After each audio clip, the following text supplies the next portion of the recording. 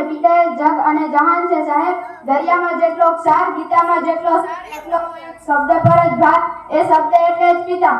કમાયેલું ધન દીકરાને આપવા અને કાળજાનો કટકો એટલે કે દીકરી પારકાને આપવા, આખી જિંદગી ફરતું વ્યક્તિત્વ એટલે પિતા.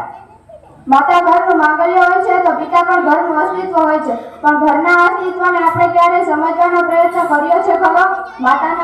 પિતાના મહત્વ હોવા છતાં તેના વિશે બોલાતું નથી.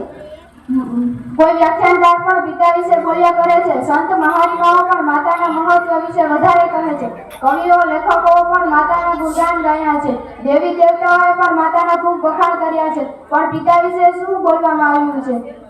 કેટલાક લોકોએ પિતાની કલ્પનાને કલમની ભાષામાં મૂકી છે, પણ તે ઉગ્રવેશની અને મારઝૂડ હોય.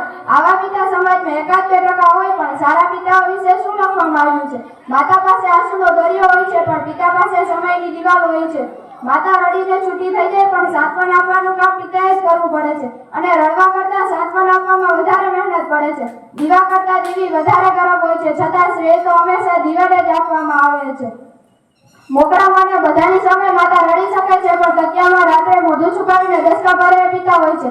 માતા રડી શકે છે, પણ પિતાને તો રડી પણ શકાતું નથી. પોતાના પિતા મૃત્યુ પામે છતાં આપણા પિતા રડી શકતા નથી, કારણ કે નાના ભાઈ બહેનને સાચવવાના હોય છે. પોતાની માતા મૃત્યુ પામે છતાં આપણા પિતા રડી શકતા નથી, કારણ કે બહેનને આધાર આપવાનો હોય છે. પત્ની અડધો રસ્તો સાથ છોડીને જતી રહે તો પણ આપણા પિતા રડી શકતા નથી, કારણ કે બાળકોને આંસુ લૂછવાનું કામ પિતાએ જ કરવું પડે છે. જીજાબાઈએ શિવાજીને ઘડ્યા એવું ચોક્કસપણે કહેવું જોઈએ, પણ તે સમયે શાહજી રાજાએ કરેલી મહેનતને પણ ધ્યાનમાં લેવી જોઈએ.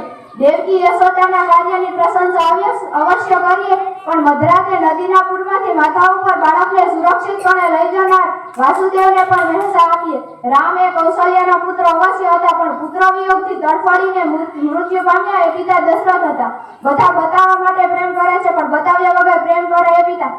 પરિવારની ઈચ્છાઓ માટે પોતાની ઈચ્છાઓનો ત્યાગ કરે એ પિતા. ભલે તે ગમે તેવી મુશ્કેલીમાં હોય, પણ તમને આજ પણ ના આવવા દે એ પિતા. આપણા મનની વાતો કહ્યા વગર સમજી જાય એ પિતા. દીકરી માટે એના પિતા જ ભગવાન હોય છે, કારણ કે ભગવાન દીકરીની દરેક ઈચ્છા પૂરી કરતા નથી, પિતા દીકરીની દરેક ઈચ્છા પૂરી કરે છે.